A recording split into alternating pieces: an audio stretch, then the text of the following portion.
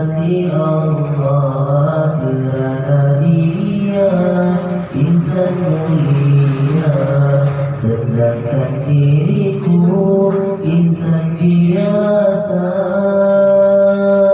Buku jujur hati dan jiwa, meluahkan rasa cinta membara di dalam pujian, ucapan selawat tanda penghargaan seorang umat. Selagi upaya untuk diajarnya apa berdaya, ku amalkan sunnahnya, moga di dunia mendapat berkah, di akhirat sana peroleh syafaat.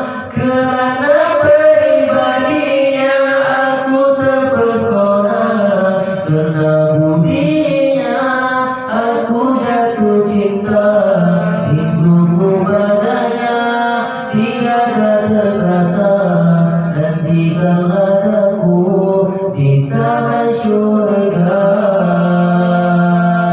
Sesungguhnya apa yang ku dambakan adalah cinta Allah yang esa, karena cinta kepada Rasulullah berarti cinta kepada Allah.